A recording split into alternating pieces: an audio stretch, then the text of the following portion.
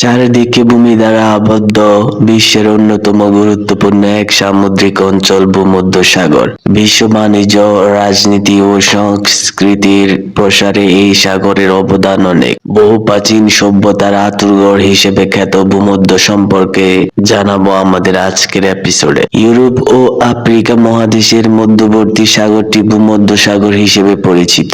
সাগরটির উত্তর দিকে রয়েছে ইউরোপ মহাদেশ ও দক্ষিণ দিকে আফ্রিকা মহাদেশ এবং ভূমধ্যসাগরের পূর্ব দিকে এশিয়া মহাদেশের অবস্থান। চারিদিকে ভূমি দ্বারা বেষ্টিত এই সাগরটির আয়তন প্রায় 25 লক্ষ বর্গ কিলোমিটার। ভূমধ্যসাগরের গভীরতা 4,900 ফুট এবং এই সাগরের সবচেয়ে গভীরতম স্থানের গভীরতা 17,280 ফুট। দুটি সাগর অথবা দুটি বিশাল জলরাশিকে সংযুক্তকারী সরু জলপথকে প্রণালী বলা হয়।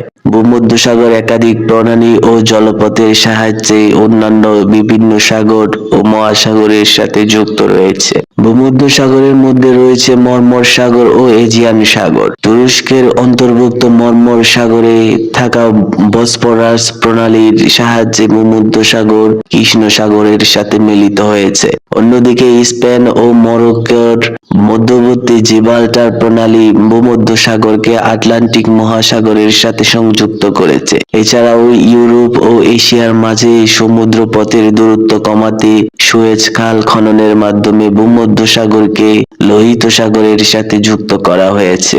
ইতালি, ফ্রান্স, স্পেন, তুরস্ক, মিশর, লিবিয়া, ইসরায়েল, সিরিয়া, লেবানন সহ 21টি দেশ এই ভূমধ্যসাগরের তীরে অবস্থিত।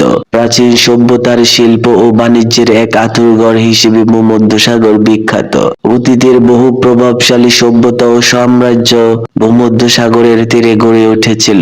ভূমধ্যসাগরীয় অববাহিকায় বহু সভ্যতার মধ্যে উল্লেখযোগ্য হলো মেসোপটেমিয়ান সভ্যতা, মিশরীয় সভ্যতা, গ্রিক সভ্যতা ও রোমান সভ্যতা। এছাড়া এই সাগরের পাড়েই পারস্য সাম্রাজ্য, বাইজেন্টাইন সাম্রাজ্য ও অটোমান সাম্রাজ্যের মতো প্রতাপশালী সাম্রাজ্য ব্যবস্থা গড়ে উঠেছিল। রোমান সামরিক নেতা অগাস্টাস রোমান সাম্রাজ্য প্রতিষ্ঠার পর থেকে ভূমধ্যসাগর কেন্দ্রিক বাণিজ্য ও সামরিক কর্মকাণ্ড ব্যাপক প্রসার লাভ করে। এক পর্যায়ে রোমানরা ভূমধ্যসাগরের চারিদিকের অঞ্চল দখল করে নিলে এই সাগরের নাম রাখা হয় মারে নস্ট্রাম, ল্যাটিন ভাষায় যার অর্থ আমাদের সমুদ্র।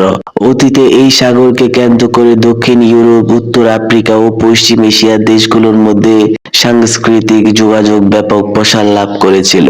সাম্প্রতিক বছরগুলোতে অবৈধ অভিবাসন চেষ্টার কারণে ভূমধ্যসাগর সবচেয়ে বেশি আলোচনায় এসেছে। যুদ্ধ, সহিংসতা, খরা ও দারিদ্রতার কারণে আফ্রিকা ও পশ্চিম এশিয়ার উদ্বাস্তু জনগণ ভূমধ্যসাগর পাড়ি দিয়ে ইউরোপে প্রবেশের চেষ্টা করে। এই ধরনের উদ্বাস্তু জনগণের কাছে ইউরোপ যেন এক স্বর্গের নাম, আর ভূমধ্যসাগর তাদের কাছে স্বর্গে যাবার অবৈধ রাস্তা।